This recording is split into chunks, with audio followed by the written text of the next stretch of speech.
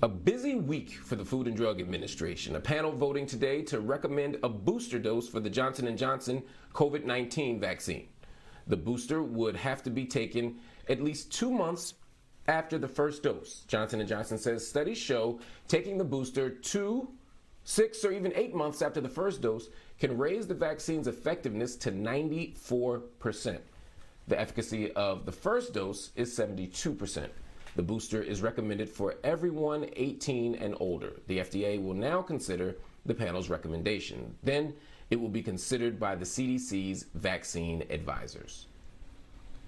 Actress Lili Bernard has filed a lawsuit against Bill Cosby, alleging that he raped and drugged her in August of 1990 during a visit to Atlantic City, New Jersey. The lawsuit filed on Thursday alleges Bernard met Cosby a month prior on the set of The Cosby Show, where he offered to be her mentor. Bernard claims Cosby told her he would feature her on the show, quote, if she worked hard and followed his directions. Bernard previously accused Cosby of assault in 2018 when he was found guilty for 3 counts of aggravated indecent assault. The Department of Justice will ask the U.S. Supreme Court to step in and block the Texas abortion ban. Last month, Texas passed a law that restricts abortions when a fetal heartbeat is detected. This can be as early as 6 weeks, when most women find out they're pregnant. The ban also makes no exceptions for cases of rape or incest.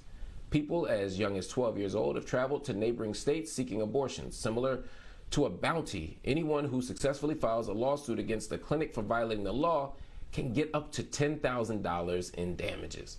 The Texas anti-abortion group Right to Life has even set up a tip line for suspected abortion clinics. Black immigration advocacy groups are calling out the abuse that many migrants are experiencing. According to the GRIO, advocacy groups sent a letter to the Department of Homeland Security calling out ICE. They're accusing ICE of torturing 4 Cameroon migrants and a Ugandan during mass deportations last year. One of the main complaints is ISIS's RAP, which is a human restraint device that advocates say is actually inhumane and violates civil rights laws.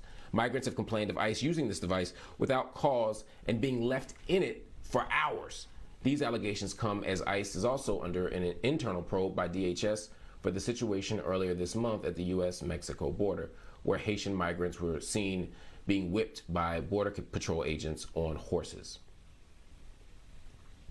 Meanwhile, the U.S. is pledging to stand up for all people, including migrants. President Biden releasing a statement saying, in part, defending human rights and demonstrating that democracies deliver for their people is a fundamental challenge of our time.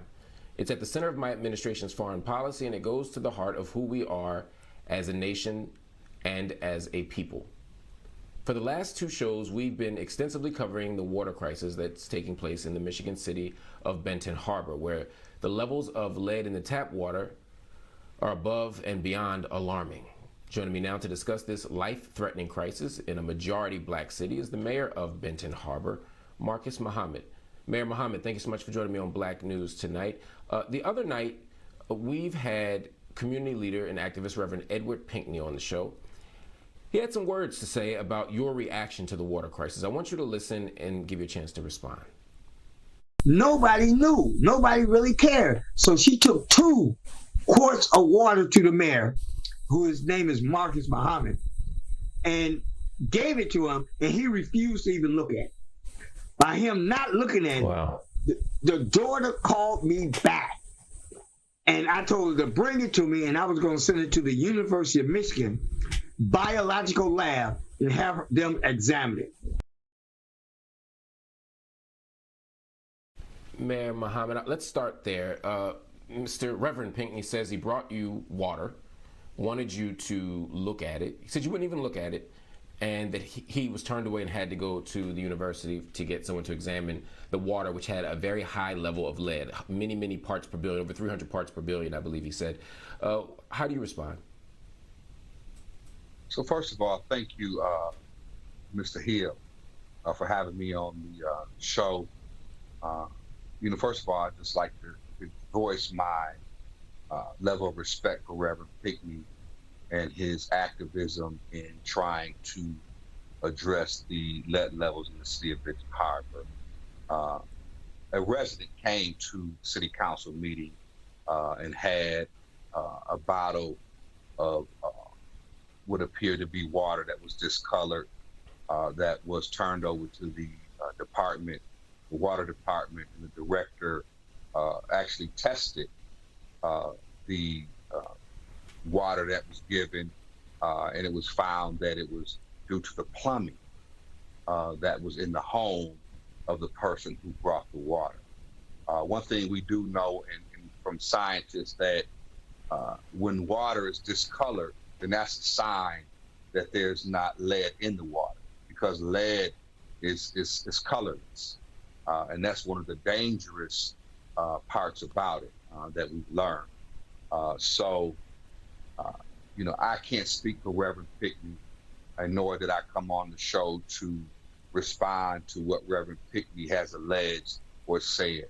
I would like to let viewers know that the mayor of the city of Benton Harbor, I'm working closely with the governor's office. She signed a directive putting the entire state of Michigan behind the city of Benton Harbor to solve this decades-old water crisis or lead service line issue in this city. So that's what my focus is. And I don't have, the luxury as the mayor to play the blame game or, deal with allegations out in the public square because I have a job to do and I'm committed to do it. Now, that's reasonable, and I think solving problems is the job of the mayor. Some community leaders, though, are saying that that's what they've been asking for. They say that you never advocated for bottled water in previous years, that you didn't call attention to this issue, and it's only the recent emergency petition, which has garnered national attention, that has led you to actually advocate for this issue. As the mayor of this town, what do you say to those residents, and quite frankly now the national audience, which is asking, where was the mayor for the last 2 years? So if you go back to 2018, I signed an administrative consent order with the state of Michigan. And when the first 30 homes was tested, and this is well documented, you can actually find that article in the Herald Palladium, which is a local newspaper, where we notified the public, we notified the Benton Harbor area schools that there were 8 homes out of 30 that were tested that exceeded the lead levels. And we began to deliver bottled water to those residents. And I myself, brought bottled water to the high school for the students. And you can find this again in the paper. And as you do your research, you'll find that throughout the 3 years, we were working on this problem. But the bigger problem was finances.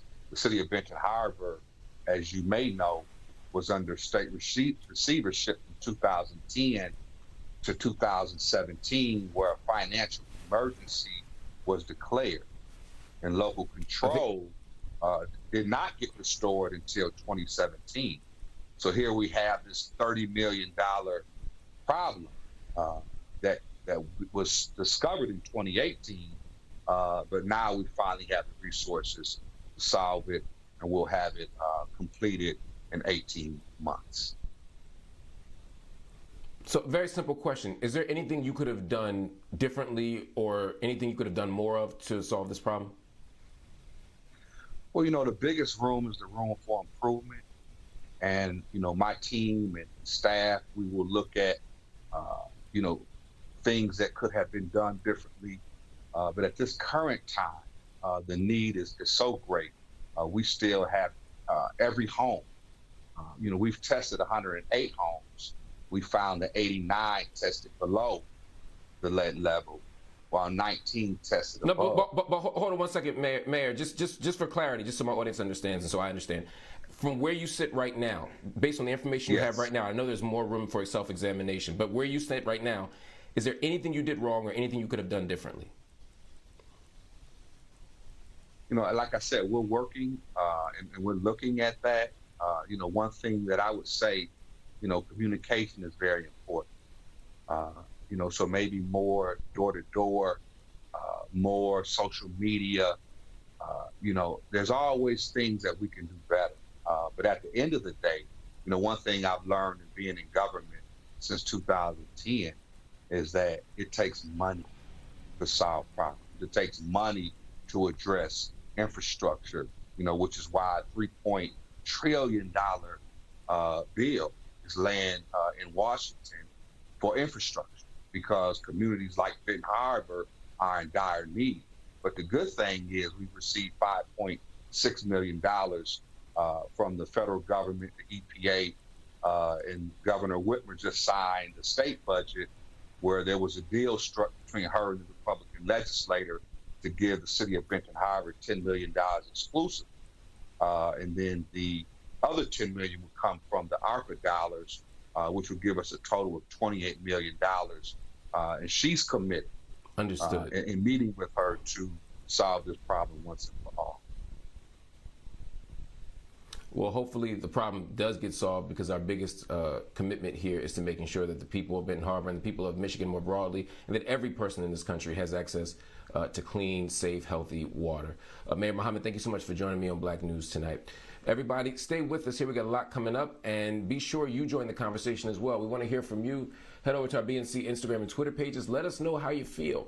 Also, visit our website, bnc.tv, and subscribe to our YouTube page to check out clips from the show.